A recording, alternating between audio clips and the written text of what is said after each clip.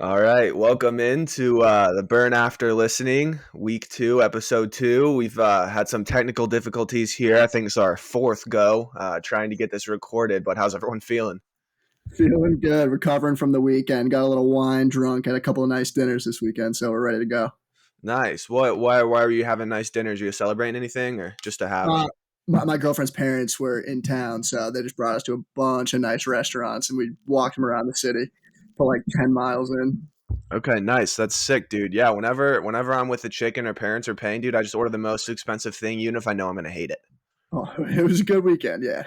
I think that's kind of a power move to just order the most expensive thing and just be like, "Oh, I had a big lunch," and then just throw it out, or don't even ask for a doggy bag, just throw it out. Just a tomahawk. Yeah, just be like, "Oh," they're like, "Do you want a to-go box?" I'm just like, "No, I'm good." I usually just order like something I hate and then just be like, I don't like this. And then, yeah. You just body it. You're just like, I Yeah. don't like this. Yeah, but it's usually the most expensive thing too. Yeah, that's the way to go, dude. I mean, I think even it's kind of a power move because it's like, dude, I'm not going to eat this. This is It's a massive power disgusting. move. or I'll like go Should've out with picked my a better buddies too. restaurant. Yeah, I'll go out with my buddies too and like forget my wallet, but still get the most expensive thing. Be like, oh yeah, I'll Venmo you. Yeah, you got me, right? Dude, the Venmos never come. Anybody that has No. ever said I'll Venmo you, there's at least a 65% chance they've never Venmoed you in their entire life. Oh, never, dude. Just request me, bro. Just request me. Just Yeah, request me, yo, like you type in what you type in all of my shit exactly and just pray it's not going to some random stranger, then you'll send it. They Dude, need like exactly. a And I'll give Venmo you money hitman. that I owe you. Dude, yeah, that's pretty funny. Well, what'd you say, Pierre? We need like some type of service where you hire somebody and they like go and get the Venmo, like people to Venmo you. Like they go out and like they show up at your door, maybe like break your knees or something. They're just like, dude, pay them the $6. I think. Yeah, but see, then you're like, not only are you like you're out money for whatever you originally paid for, but then you got to pay this like hitman too. Yeah, but like it's included in the late sweet Venmo. Like that's the late fee. It goes to him. So you're gonna have to pay a little bit more if you don't Venmo, and you're gonna get a visit. So we should actually start that. Yeah, Pierre, what if we started like a Venmo loan sharking service? Yeah, that's what I'm saying. Like, yeah, exactly. Kind of like the mob or like anything like that, and just have like Sylvester Stallone like show up. Be like, I don't want to hurt you, but I'm going to, like what version of Sylvester Stallone? Because we could be talking like Rocky, we could be talking Cobra. I think he should talk like he does in Rocky, but he's Rambo. Fair. Is that him, Rambo? Right? Yeah, I'm pretty sure it's him. Yeah, that's Rambo. Yeah. Okay. Yeah, that'd probably be the scariest version of him. I feel like. Yeah. He's still got blood on him. What a great movie. That's coming soon, actually. That's something in the works. Yeah, we'll have more on that release. But yeah, I wanted to just introduce everyone as well. So we've got Whit here, we got Pierre, and then we've got Smokey who's going to be joining us. Smokey is definitely going to help out with producing and then kind of having some more structure to the podcast, some better flow to it. Really great podcast that he did with Whit and I like in the fall. So go give that a listen. But yeah, well, thank you for joining us. We're happy to have you. I'm happy to be here. We're all going to get into how the Burnerverse started. I'll lead us off real quick, but essentially I was home for a semester from school and I always loved Twitter. I catch chirps. I started mini wars at my high school because I used to make fun of these kids. That there was a gas station right near our high school, and there was a booth in the gas station, and all the kids would just chief dab pens and vapes in it. So I used to tweet and make fun of kids that work there. So I was starting pretty much mini wars on Twitter in my high school, but I always loved it. I always thought it was the best, most funny form of social media. And then my buddy was like, dude, like you got to have this burner. You got to join this burner community. And it was hilarious, and I have loved it ever since. Then you could start doing spaces. Like I had never been in a space before, and when it's just like it was hysterical the first time. I was crying laughing. Dude. There's some characters, there's some good. Yeah. Dude, I remember that you went on like a tear of doing like a space or two every single day. Like I was always getting DMs like join my space. I'm like, dude, this is a lot in a good way. Dude, I was home from college and I was just like, bro, like if the only people I'm in contact with are my boss talking about how there are lizard people among us and my parents asking me about my life aspirations, then I'm gonna blow my brains all over my laptop. Like I need somebody to ask me like I need to hear somebody try and rizz up a chick over the internet from 1,000 miles away. Like that's I need that in my life. Yeah, dude. It was yeah, it's definitely been a crazy like build up. I'm gonna kind of go into that now. So it all started. Hey, you're the prime Sinister. The Prime Sinister. I'm pretty sure you gave me that nickname too. But yeah, I kind of started this account 2 years ago. I was just trying to kind of get either noticed by Wet Jeans or potentially get hired there. And I had a lot of like stuff I thought was funny that I wanted to say that I just didn't want to get in trouble personally or like the wrong person gets offended. You know how it is nowadays. So I created this account, kind of started tweeting at people. And then I found the first burners I found were like Mike Richards, Sergey Kostitsyn, Jesperi, Koknetsov, Bugsy, like all those guys. And it just kind of started where I started tweeting at them. Like I ended up getting pretty close with a few of the guys like outside of Twitter. And it just kind of kept building and growing and growing and growing to the point where it is now where there's like, I don't know exactly how many burners there are, but it could be like there has to be at least potentially 1,000 because I think I'm at like 9K followers. Like at least a ninth of those have to be burners. So it's crazy to see like I'm getting DMs from new burners every single day, like asking to join group chats and shit. But it's been awesome to see it grow. Yeah, the growth has definitely been exponential. I mean, I made my account like a year and a half ago, maybe a little more than that, like a little after you, Burner. But basically, I started just like following the Heat Daddy, Champagne, anyone. Those guys were hilarious, and I didn't really want to just like tweet out on my regular account. I feel like everyone I followed was just like randoms from high school. Mm-hmm. So made the account, started kind of tweeting like that, and I like the interaction. Everyone's pretty good. A lot of like hockey culture. Like I grew up playing hockey, so a lot of those kids I noticed were in that community, and it's just been funny. So it's good to hear everybody. Yeah, I feel like most people are the same way, where like the interaction kind of my biggest gripe was I had no interaction. Like I would occasionally tweet a heater, but usually it was a quote tweet of my high school football team and either making fun of them or supporting them. But it was just I was so fed up with the lack of interaction, and then to come to a place where like people were all tweeting and tweeting at each other, quote tweeting, retweeting when something was funny. Like it was just refreshing to have a space where people genuinely like felt they could be funny, because I always loved, I know you guys do too, just crafting these intricate one-liners and these stories and the puns. Like that's the best part of tweeting, is that you have the free range to be as funny and creative as you want. And Burner, you are the king of the one-liner, like Rodney Dangerfield over here.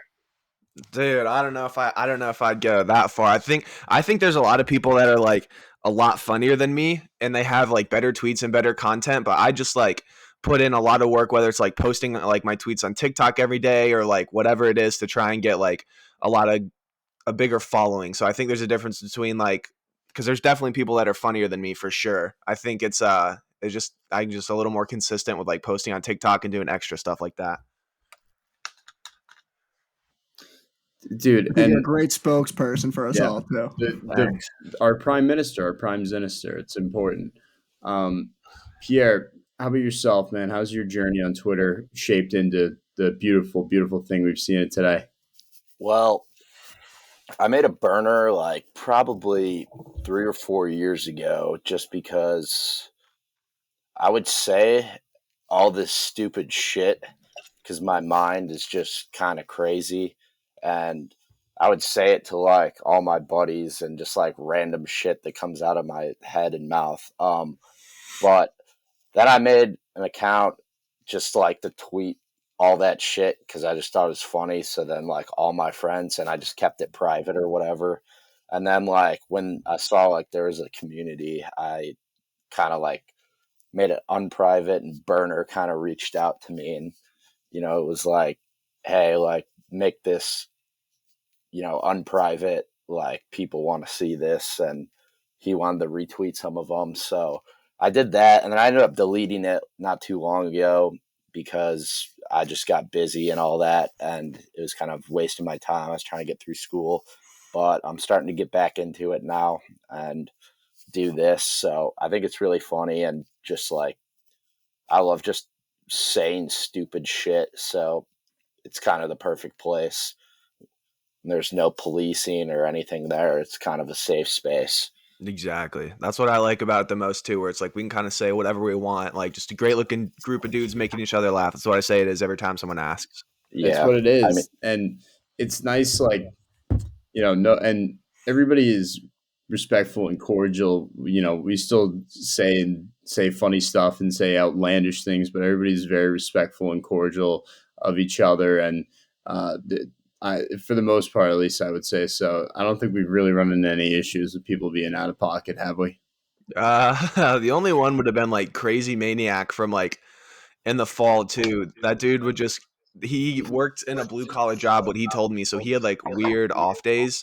So his like weekend would be Tuesday and Wednesday, and he would just be like up plastered, blowing up the chat about like fucking his aunt, and like it kind of got a little much for someone, and it was all good. Like, it would have been like he just kind of blew up the chat a little too much. So, but he recently made his burner again, and we started bringing him back in. But other than that, no, I don't think anything's too crazy. A lot of the stuff's kind of like transitioning over into the real world too. I've seen a lot of burner meetups where like kids will actually meet each other out at the Dude, bar. a lot of them. A lot of them. Have you tapped any of the Boston ones with?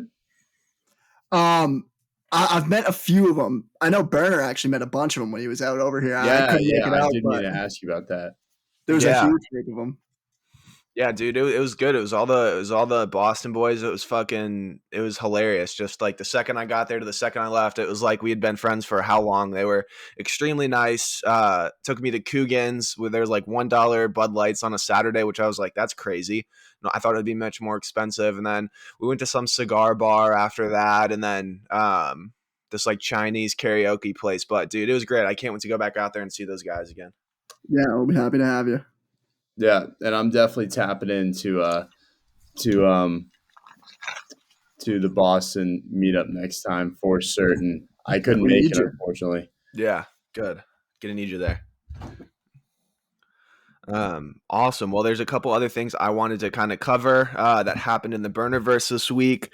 Bobby Bombs, the Lunch King, is taking a little hiatus. Did you guys see that? I'm actually quite devastated about it. I look forward to those every single day. Bobby, you will be missed. Yeah, he was getting married, so he wanted some time to focus on his wife and just kind of give her a little more attention, which I think is fair. He was extremely horny for having a fiance as well, so hopefully that'll make him a little less horny. But yeah, dude, I've seen a couple people posting like lunches like in honor of Bobby, so I wonder how long that'll keep up for when he'll come back. I feel like most people, they like say they're going to take a hiatus and then like they're back like a month later just being like, oh, I miss the fellas. I don't think he will be back. I mean, he's going to be having his own meals cooked for him now. So welcome to marriage, buddy. Yeah, that's a good point. He might not even need to make the lunches anymore. I'll just have them all made for him. I don't know about you guys, but if I was eating the food that he's eating every day for lunch, I would be lifting off my chair in my office from the amount of fucking farts I've been driving into the chair. Yeah, I just can't eat like that. He's eating like full burritos with brownies on the side too, a bag of Cheetos. I just can't hang like that anymore. So props to him. Dude, yeah, an absolute specimen. And I wonder how much of it too he was like, okay, well, like I need to get this stuff for lunch because like who wants to like see me eat a salad,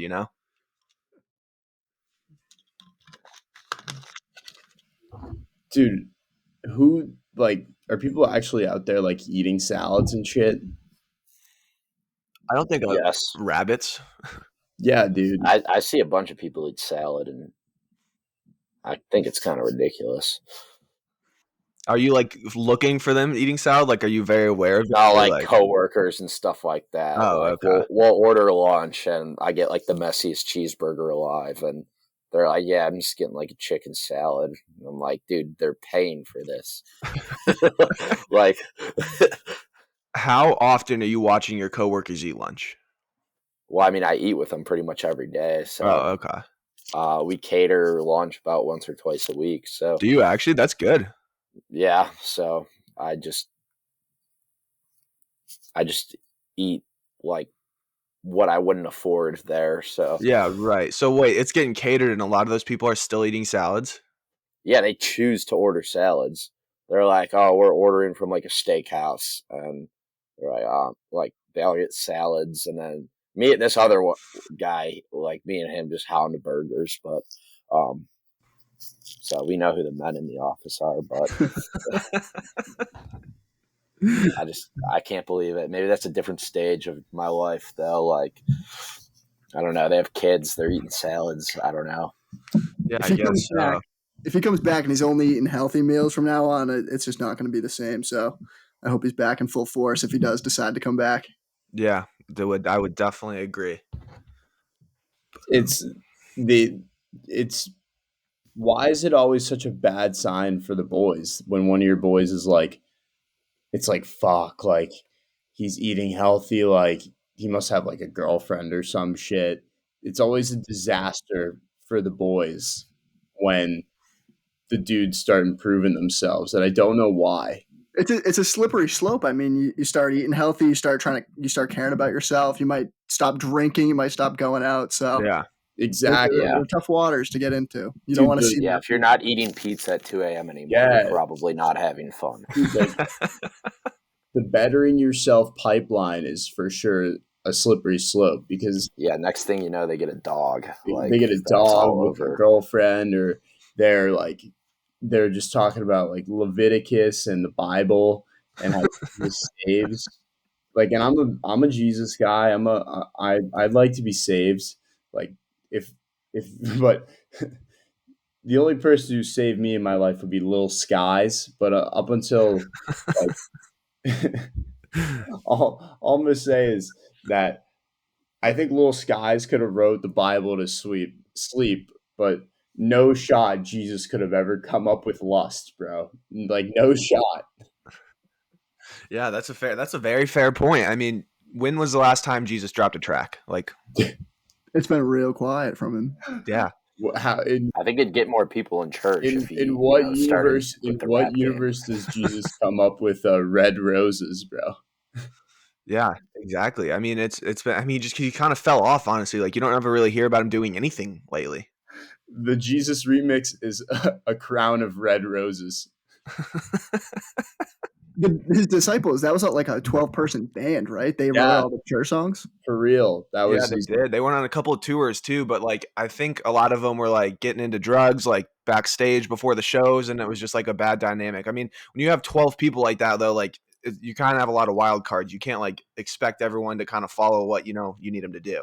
Yeah, and like I feel like low key the band started not vibing and breaking up, and a lot of contract disputes between the Baptists and the Christians and the Oh Protestants. yeah, I forgot about those. Yeah, they all went their separate ways to have solo careers and to they all have their loyal fans, but it's all a bunch of remixes.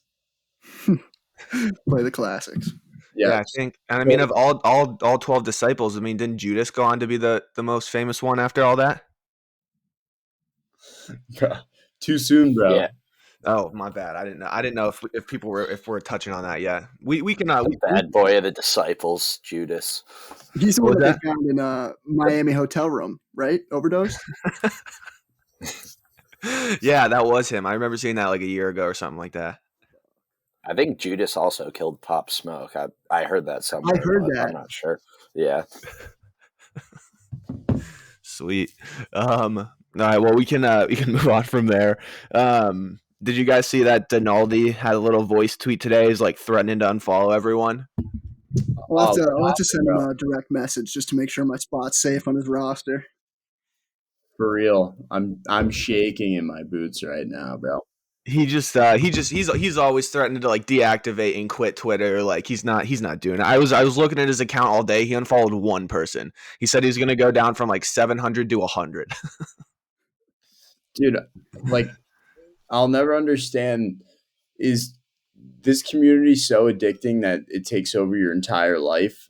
I'll never like in part of me, yes, but it's Twitter, dog. Like we're all just trying to escape the 9 to 5 rat race somehow or another, and Exactly. better than drugs and alcohol. And but like, are you really gonna like? How is this? I've the burner community has been nothing but positive in my life. It has been a bunch of big bros just talking me through it as a young man, and big sisters too. Shout out our female burners. You guys are the goats, actually. Yeah, they are. I mean, I kind of wish some of them had bigger cans, but other than that, they've been great.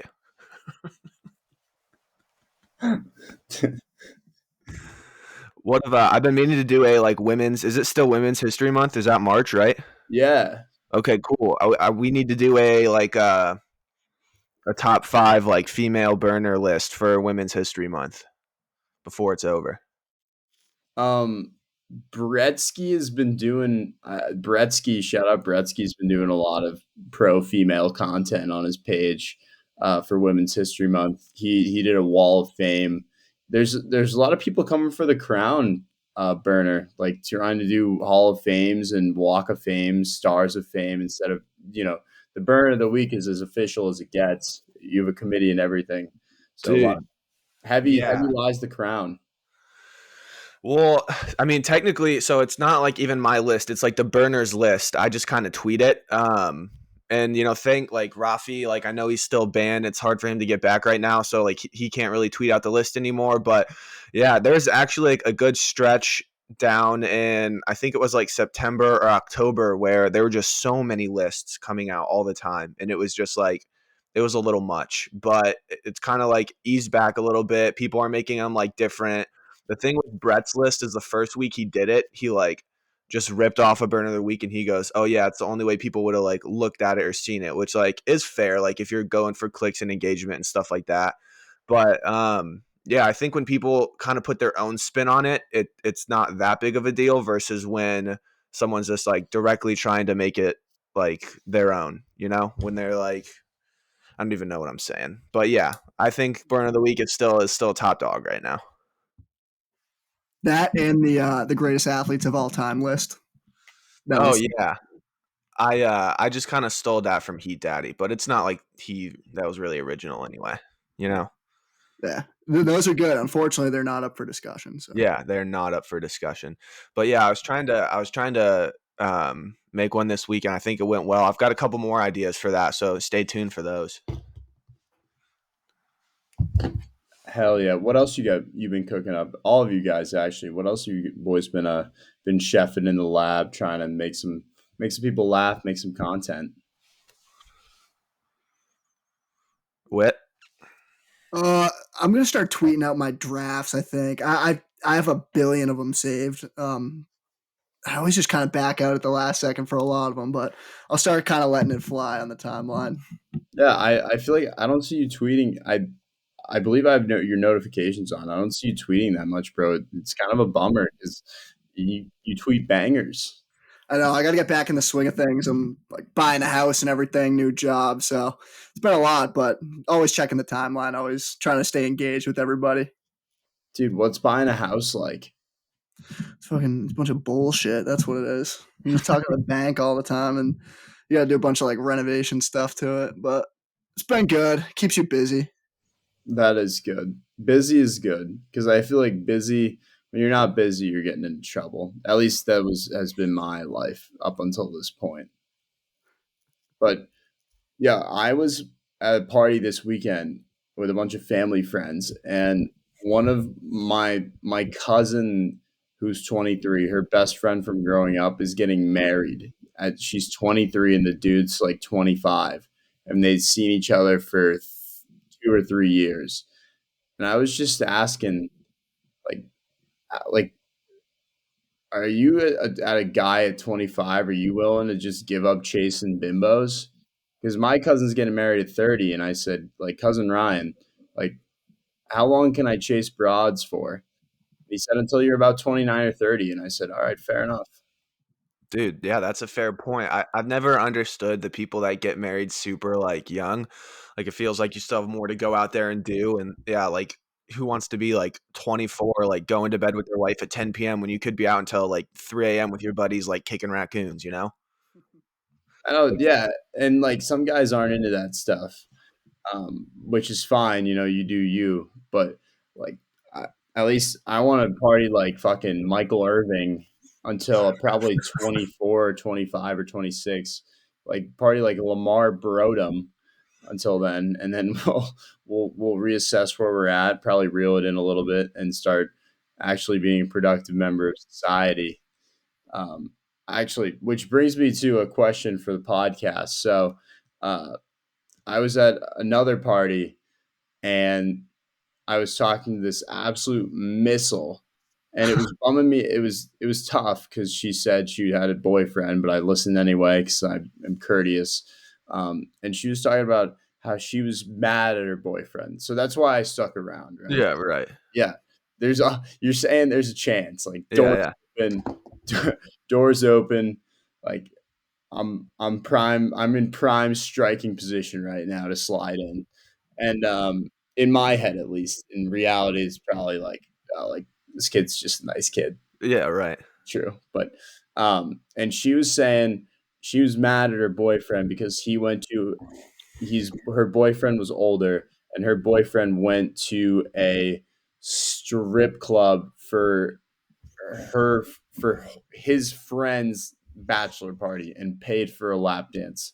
Now, this brings into question number one, the morality of lap dances. I want to get your guys' opinions on that. And number two, should you snitch on yourself if you find yourself in such a position? Wit. Actually, Pierre, what do you think about this, bro?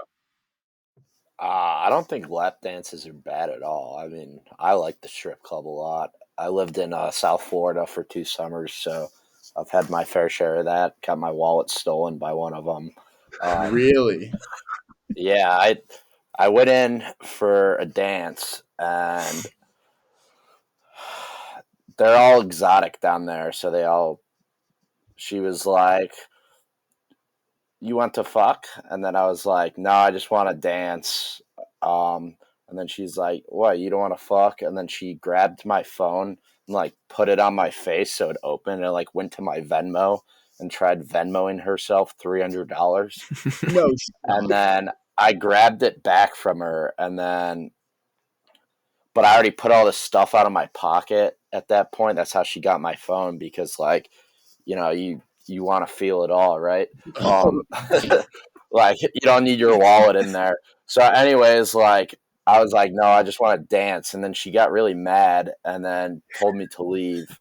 And then I walked out, or she like kind of shoved me to get out. And then I walked out, and I was like, oh shit, my wallet. And I like went back in there and like asked, and then she like yelled at me. And then some guy twice the size of me in like an all black suit just grabbed me from behind and threw me out of there. And I was like, all right, that was fucking stupid. Like, I mean, I guess people do fuck strippers there, but like, I didn't know it was a non negotiable type of thing. But anyways, She was really going off of that, like, she was really twisting your arm there, bro. yeah, no, yeah, I don't think I would do that. That's kind of dirty, and I'm not like 60 years old, and because those are the type of people that hang around in there. But I don't think there's anything wrong with going to a strip club, Yeah. like for your buddy's bachelor Yeah. party. Like, that's what you do. Okay, so is it like if you pay for a dance, but you have a girlfriend back home, you told her, "Hey, I'm going to a bachelor party." Like, I'm not socially. I have a pretty good grasp on social awareness. I'm not socially aware enough to know the etiquette, the strip club etiquette, essentially, of like, hey, like I might go to the strip club, babe. I might get a lap dance. Like, I hope that's chill. Like, I hope I don't have to sleep on the couch. Like, please be chill. I mean, in the past, I'd probably just not say anything, but like, I feel like now I would be like, yeah, we're doing that. But like, if they had a problem with it, I don't know what I'd do. I'd just be like, well, you make them sleep on the couch if they have a problem with it. yeah, I'd just be like, what the fuck? Are you kidding? Like, I don't Yeah. know. Like, I don't see the problem with it, and I feel like most people, like, if you have a girlfriend that are cool, like, they should understand that. Yeah. But like, Whit, I feel like nowadays everything's different. how about yourself, Whit? What are you thinking? It depends on your girl, obviously, but I think a good loophole is just saying your buddy paid for it for you. I mean, that's like get out of jail. You're not spending any money. You're a victim at that point, honestly. Yeah, you They are. held a You're a gun to my victim of head. capitalism. You're a victim of the free market. Yeah, you're supporting small businesses. Yeah, What are you like he gonna do? paid for mine, I paid for his. So Yeah, I think the support, that's what I told her. I said, wouldn't he be supporting small businesses? Or I didn't say that to her. I should have. But like, you know, these are young women who are just hustling, or guys. Hey, you can, you know, Yeah. whatever floats your boat. But these are people that are just hustling, that are putting their bodies on the line to entertain clients. And that's, I would say that's some of the most admirable work you can do, really. yeah, definitely. And that chick probably just like hates supporting other women too. So she's probably just a self-hating chick if she was not happy with her man going to a strip club. For real, for real. And with that, with those words of wisdom, Burner, thanks for having us all on, man. This has been great. Yeah, of course. We'll be back next week for you guys, but have a good week. Love you. Thanks for listening.